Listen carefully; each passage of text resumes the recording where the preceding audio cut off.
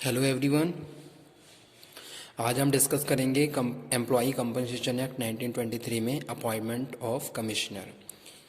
तो आज का हमारा टॉपिक रहेगा अपॉइंटमेंट ऑफ कमिश्नर और पावर्स ऑफ कमिश्नर।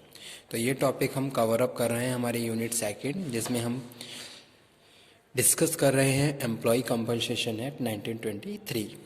ओके, तो एम्प्लॉई कंपनसेशन एक्ट से रिलेटेड हमने बहुत सारे टॉपिक कवर अप कर चुके हैं। ऑलमोस्ट ये एक्ट हमारा अब फिनिश होने वाला है। ठीक है, एक या दो टॉपिक हैं जो हम आज या कल के लेक्चर में कवर अप कर लेंगे और मंडे से हम अपना न्यू यूनिट थर्ड स्टार्ट करेंगे। Okay, so let start appointment of commissioner under section 20। अगर मैं सेक्शन की बात करूं तो सेक्शन 20 में बताया गया है अपॉइंटमेंट ऑफ कमिश्नर को। ठीक है, अगर हमने जो अपने प्रीवियस वीडियो लेक्चर्स थे उसमें हमने एम्प्लॉय कंपनसेशन से बहुत सारी डेफिनेशंस भी कवर करी थी, जहां में मैंने प्रॉपरली डिफाइन करा था कमिश्नर को। तो ठीक है, तो अगर मैं दोबारा आपको रिमाइंड करवा दूं कमिश्नर के बारे में, तो किस तरीके से डिफाइन किया गया है। Commissioner means section 2(1) section subsection B में आता है। Commissioner means a commissioner for employ compensation act appointed under section 20। Okay, तो वही यहाँ पे हम बात कर रहे हैं।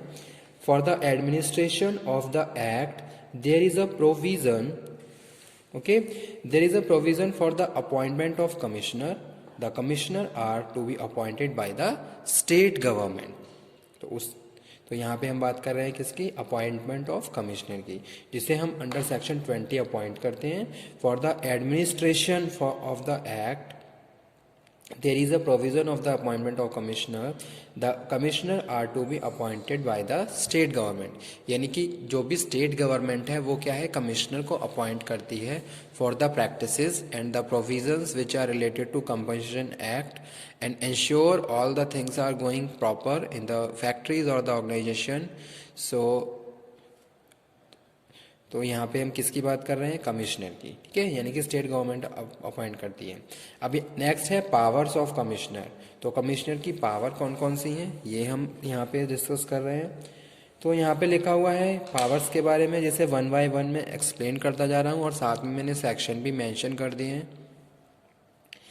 फर्स्ट है power of settlement dispute under section 19। ठीक है, यानी कि commissioner has power to settlement of disputes. या अगर कोई डिस्प्यूट है तो उसको सेटलमेंट किसके द्वारा किया जाता है, कमिश्नर उसको सेटलमेंट कर सकता है। He has power to resolve and sort out the dispute under section 19 on a reference being made to him. He has the power to decide whether or not a person is liable to pay compensation.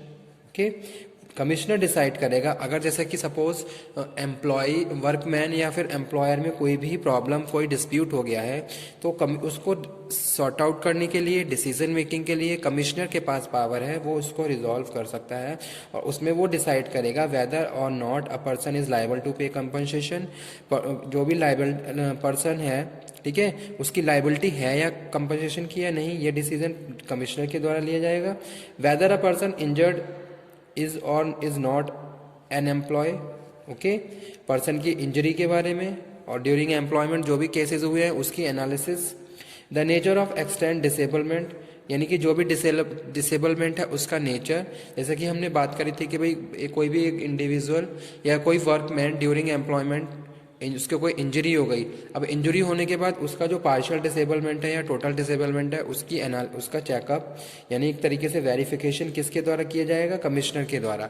Commissioner के पास power है कि वो उन सारी चीज़ों को check कर सकता है, ऑब्जर्व कर सकता है क्या वाकई में चीज़ें अकॉर्डिंग टू सेइंग है या फिर जो बंदा कह रहा है उसके अकॉर्डिंग है या नहीं है। तो ये यहाँ पे हम बात कर रहे हैं। Power to review half month. Next है the amount and the duration period of compensation payable, और उस अमाउंट का डिसीजन जो उसको पे किया जाना है। तो वही चीज़ यहाँ पे हम बात कर रहे हैं, the amount and the duration period of compensation payable. एक तो अमाउंट और कितने टाइम पीरियड के लिए उसको पे किया जाएगा।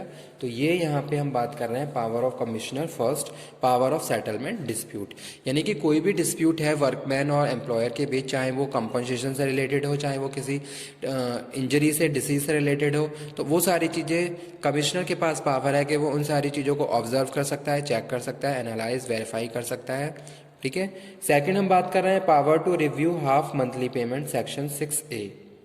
तो यहाँ पे हम बात कर रहे हैं the commissioner is empowered to review half monthly payment on the application of the employ or the employer. ठीक है, तो कमिश्नर के पास पावर है सेक्शन 6A में, the commissioner is empowered to review half monthly payment on the application of employ or the employer. Third one है power to distribute compensation, section 8। In case of death of an employ, in case of payment of lump sum to women employer is required to deposit the amount of compensation with the commissioner. The employer cannot make direct payment to the above said person. ठीक है, तो ये चीज़ हम पहले भी पढ़ चुके हैं लाइबिलिटी में कि भाई अगर कोई वुमेन केस है या कोई लीगल केस है तो उसमें जो भी पेमेंट है वो एम्प्लॉयर जो है वो कमिश्नर के द्वारा क्या है पे करेगा। ऐसा नहीं है कि वो डायरेक्टली उसको पे कर सकता है, कमिश्नर के साथ मिल के थ्रू वो क्या करेगा उसका पेमेंट करेगा। तो वो यहाँ पे लिखा हुआ है पावर टू डिस्ट्रीब्यूट कंपनसेशन, यानी कि जो कंपनसेशन डिस्ट्रीब्यूट करना है उसकी पावर भी क्या है कमिश्नर के पास है, और वो उसको क्या करेगा प्रॉपर चेक करके फिर उसको पेमेंट किया जाएगा। ठीक है, तो नेक्स्ट यहाँ पे हम बात कर रहे हैं किसकी,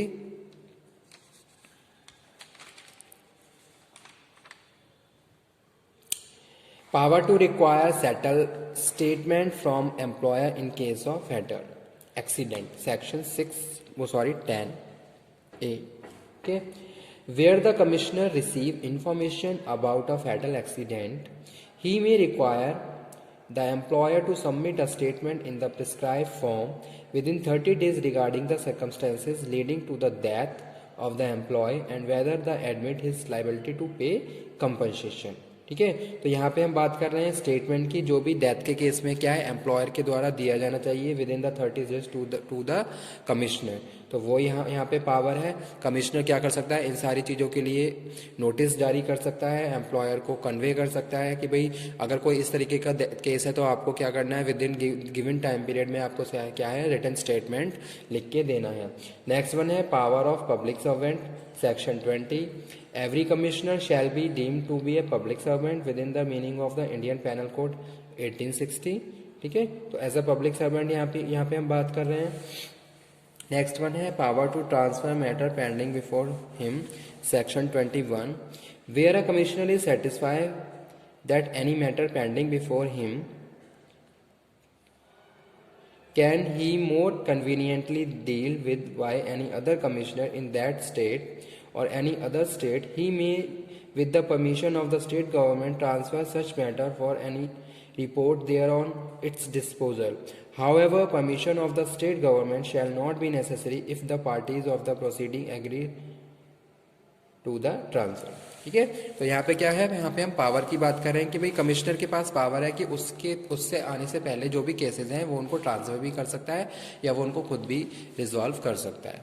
ओके, यानी कि बीच में क्या है उसको स्टेट गवर्नमेंट के साथ की परमिशन लेनी होगी, उसके हिसाब से जो अदर्स कमिश्नर है उसके साथ भी वो उसको डिस्कस कर सकता है और डिस्कस करके उसको रिजॉल्व कर सकता है अगर कोई इस तरीके का डिस्प्यूट या कोई भी ऐसा इंसिडेंट फाइंड आउट होता है, तो वो यहाँ पे हम बात कर रहे हैं। नेक्स्ट पावर है power of a civil code, section 23।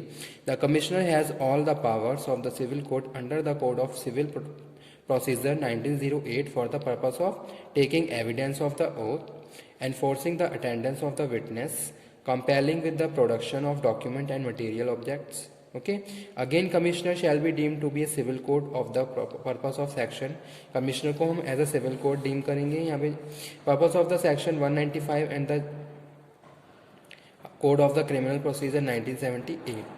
Next है power of award cost, section 26। Subject to rule made under this act, the commissioner shall have the power to award cost incidental to any proceeding before him. Next है power to submit cases, section 27। If a commissioner think that it is necessary to refer any question or law to high court, he can do so. ठीक है, अगर उसे ऐसा लगता है कि भाई कुछ ऐसा क्वेश्चन है या कोई ऐसा एक केस है कि भाई वो अंडर लॉ उसको एक तरीके से ऑब्जर्व में होना चाहिए या फिर, तो वो हाई कोर्ट पे भी उसको ट्रांसफर कर सकता है। ठीक है, he shall thereafter decide the question according to the decision given by the high court, और उसके बाद हाई कोर्ट जो डिसाइड करेगा वही डिसीजंस क्या होंगे, एप्लीकेबल होंगे, अडेप्टेबल होंगे। और लास्ट है power to award cost. Section 26, subject to rules made under this act, the commissioner shall have the power to award cost incidental to any proceeding before him. Form of application, section 22, in case of parties cannot settle the matter by the agreement, अगर party अपना जो भी settle dispute है वो settle नहीं कर पा रही हैं, कोई एग्रीमेंट पे आके एग्रीमेंट नहीं कर पा रही हैं, तो वही चीज़ यहाँ पे हम बात कर रहे हैं सेक्शन 22 में। In case of parties can not settle the matter by agreement on application for the settlement of any matter under the employ compensation act 1923 can be made by the commissioner. तो commissioner क्या है उसको resolve करेगा। The application is to made in the prescribe forms के through हमें क्या करना है, इन सारी चीज़ों को प्रोसीड करना है जो भी केसेस निकल के आ रहे हैं। And shall be accompanied by the prescribe fee, और उसकी हमें प्रिस्क्राइब फी भी क्या करनी है,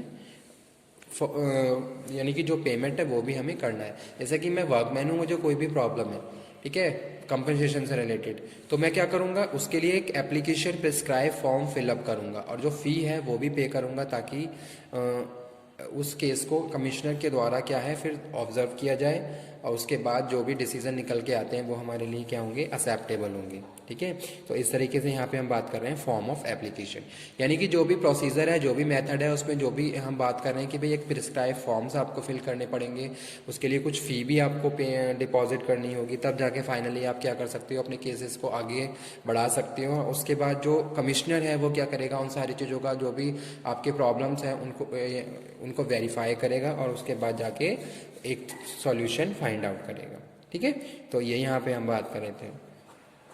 तो हमारा आज का टॉपिक यही था, एम्प्लॉय कंपनसेशन एक्ट में अपॉइंटमेंट ऑफ कमिश्नर, सेक्शन 20 और power of commissioner. Okay, thank you very much.